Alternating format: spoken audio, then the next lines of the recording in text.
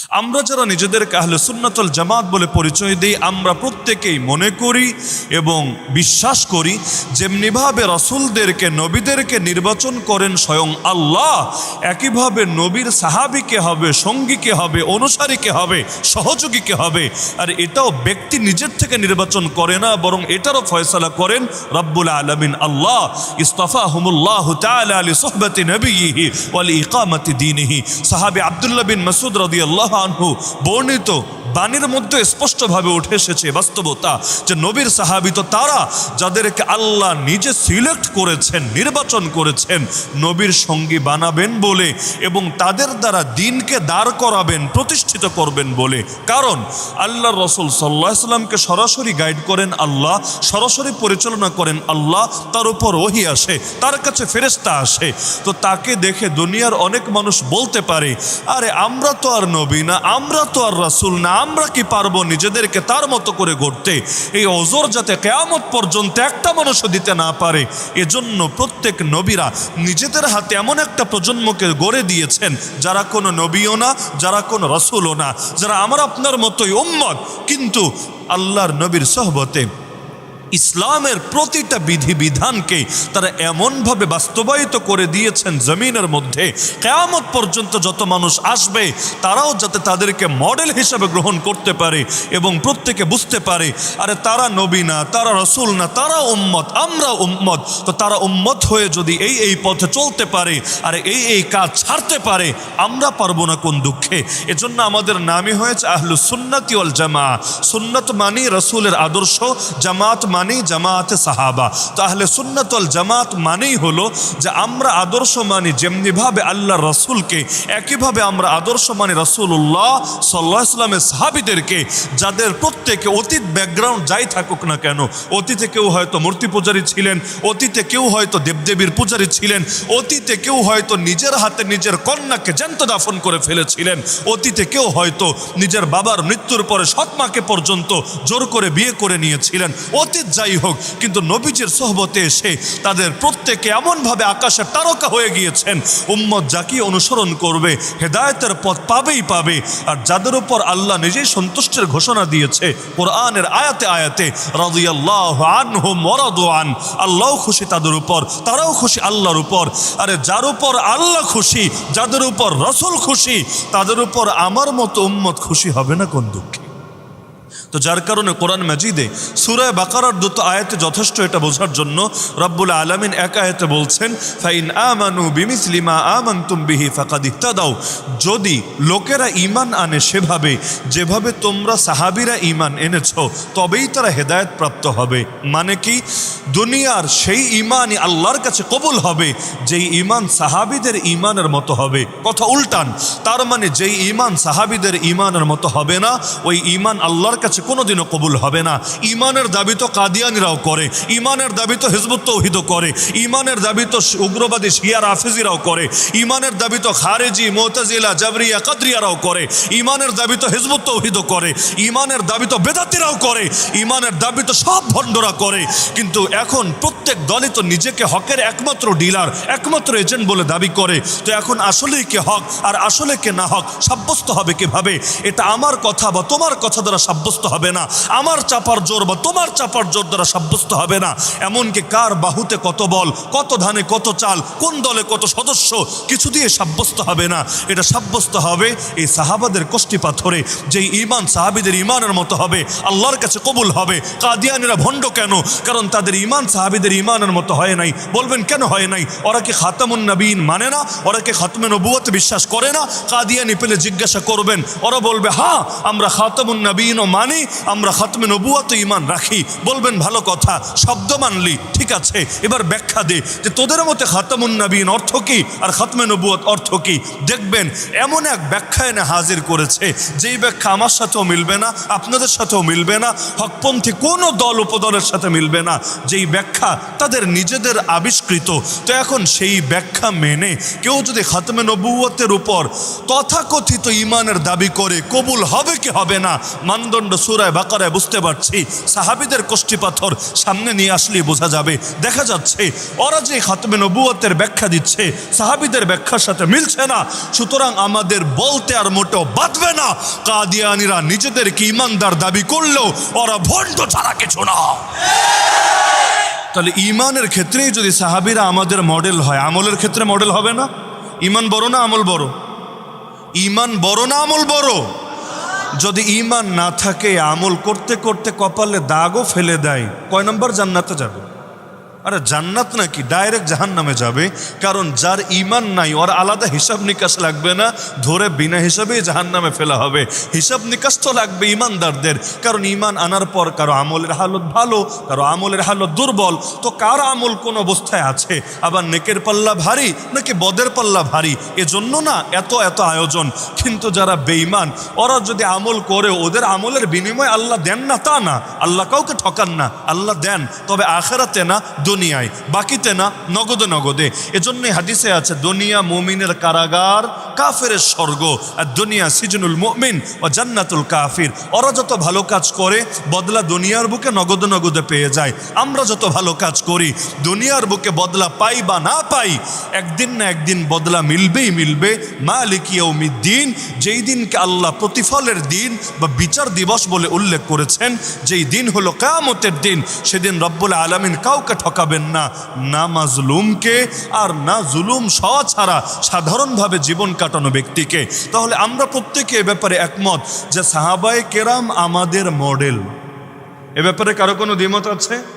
আরবিতে আর উর্দুতে বাদ দেন, স্বাভাবিকভাবে বুঝেন যে সাহাবায়ে কেরাম আমাদের মডেল, আমাদের আদর্শ, আমাদের কষ্টিপাথর, ঈমানের ক্ষেত্রে, আমলের ক্ষেত্রে, আদবের ক্ষেত্রে, আখলাকের ক্ষেত্রে। তার মানে যেই কাজ সাহাবীরা করেছেন সম্মিলিতভাবে, সেই কাজ কখনোই ভুল হবে না, কখনোই বাতিল হবে না। এর পক্ষে কোরআনের বহু আয়াত প্রমাণ আছে, আল্লাহর নবীর বহু হাদিসও প্রমাণ আছে। ওইটা নিয়ে লম্বা চড়া আলোচনা আছে, আজকে সেটা রিপিট করব না, না হলে আলোচনা লম্বা হবে। এক নম্বর বিষয় বোঝার পরে, যেহেতু এটা সর্বস্বীকৃত বিষয়, এখানে কারো দ্বিমত করার কথা না। দ্বিতীয় প্রসঙ্গে আসেন, সাহাবীরা যেই যেই কাজ করেছেন সেই সেই কাজ কিয়ামত পর্যন্ত ধরে রাখা লাগবে নাকি লাগবে না? সাহাবায়ে কেরাম ইলম শিখেছেন নাকি শিখেন নাই? আমল করেছেন নাকি করেন নাই? দাওয়াতের মেহনত করেছেন নাকি করেন নাই? আত্মশুদ্ধি করেছেন নাকি করেন নাই? জিহাদ এবং খেলাফত কায়েম রেখেছেন নাকি রাখেন নাই? তো সাহাবায়ে কেরাম যা করেছেন সবই করা লাগবে। তার মানে সাহাবায়ে কেরাম ইলম শিখেছেন, আমাদেরকেও ইলম শিখতে হবে। যদি মৌলিক ইলম না শিখেন, আপনি যেই সার্কেলের হন, যেই সেক্টরের হন, চাকরিজীবী হন, ব্যবসায়ী হন, শিক্ষিত হন, মূর্খ হন, আপনি সাংবাদিক হন, আপনি প্রশাসনের লোক হন, আপনি জনপ্রতিনিধি হন, অথবা আপনি গ্রামের কৃষক হন, শ্রমিক হন, মজদুর হন, যাই হন না কেন, আল্লাহ নবী স্পষ্ট জানিয়েছেন মৌলিক জ্ঞান আপনাকে অর্জন করতে হবেই হবে। এটাকে ফরজে আইন করে দেওয়া হয়েছে। মাদ্রাসায় পড়া ফরজে আইন না, মোল্লা মুন্সি হওয়া, মাওলানা মুফতি হওয়া ফরজে আইন না। তবে মৌলিক জ্ঞান যতটুকু না জানলে ঈমান, আকীদা, কুফর, তাওহীদ, শিরিক কোনো কিছু স্পষ্ট হয় না। যতটুকু না জানলে হালাল হারাম আলাদা করা যায় না। যতটুকু না জানলে ফরজ এবং ওয়াজিব মানা যায় না, হারাম এবং নাজায়েজ বর্জন করা যায় না। এগুলো জানতে হবেই হবে। তলাবুল ইলমি ফারিদাতুন আলা কুল্লি মুসলিম। একইভাবে সাহাবায়ে কেরাম যেই যেই সেক্টরে যেই যেই কাজ করেছেন সবগুলো আমাদের আঁকড়ে ধরে রাখতে হবেই হবে। এতে যদি দুনিয়ার লোক পছন্দ করে তাতেও কিছু আসে যায় না, যদি অপছন্দ করে তাতেও কিছু আসে যায় না। আপনি বলবেন ভালো কাজ করলে কি দুনিয়ার লোক অপছন্দ করতে পারে? আমি বলবো হারে ভাই, ভালো কাজ করলেই সবচাইতে বেশি অপছন্দ করে। বলবেন কিভাবে বুঝলাম? কারণ এই জমিনের বুকে সবচাইতে বেশি যেই মানুষটাকে কষ্ট দেওয়া হয়েছে তার নাম কি জানেন? তার নাম মুহাম্মাদুর রাসূলুল্লাহ সাল্লাল্লাহু আলাইহি ওয়াসাল্লাম। সহিহ হাদিস, আল্লাহর রাসূল বলেন, উযিতু ফিল্লাহি মা লাম ইউদা আহাদ ওয়া লাকাদ উখিফতু ফিল্লাহি মা লাম ইউখাফ আহাদ। আল্লাহর পথে আমাকে এত বেশি কষ্ট দেওয়া হয়েছে যত বেশি কষ্ট কোনোদিনও কোনো মানুষকে দেওয়া হয় নাই। আল্লাহর পথে আমাকে এত বেশি ভয় দেখানো হয়েছে যত বেশি ভয় কোনোদিনও কোনো মানুষকে দেখানো হয় নাই। এমনকি বুখারী শরীফের হাদিস, নবী বলেন, আশাদ্দুন নাসি বালাআন আল আম্বিয়া, সবচাইতে কঠিন পরীক্ষায় আক্রান্ত হন নবীরা। তার মানে জমিনের বুকে যিনি ছিলেন সবচাইতে ভালো মানুষ, তার উপর মুসিবত এসেছে সবচাইতে বেশি, মানুষ তাকে কষ্ট দিয়েছে সবচাইতে বেশি।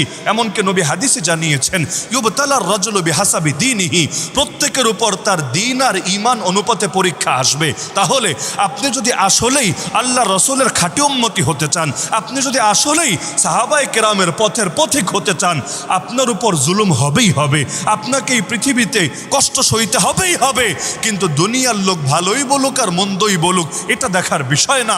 দেখতে হবে আল্লাহকে রাজি খুশি করতে পারছি নাকি পারছি না। তয়েফের ময়দানে আমার নবীকে মারতে মারতে যখন রক্তাক্ত করে ফেলা হয়েছে, তখনও নবী বলছেন আল্লাহকে, আল্লাহুম্মা ইন লাম ইয়াকুন বিকা গাদাবুন আলাইয়া ফালা উবালি, হে আল্লাহ, আমার উপর যদি আপনার রাগ না থাকে, আমার কোনো কিছুতে কোনো পরোয়া নাই। কে মারলো, কে ধরলো, কে বলে দিল, কে গালি দিল, কোনো কিছুতে আমার কোনো পরোয়া নাই। আমার শুধু পরোয়া এটা, না জানি আপনি নারাজ হয়ে যান আমার উপর। এই কথাটা টানলাম এজন্য, আমরা এই 2024-এর যে দুনিয়ায় এই বর্তমানে অবস্থান করছি, এখানে আপনি হকের কথা, হকের পথে চলা দূরে, হকের কথা বললেও পৃথিবীর অনেক মানুষের সহ্য হবে না।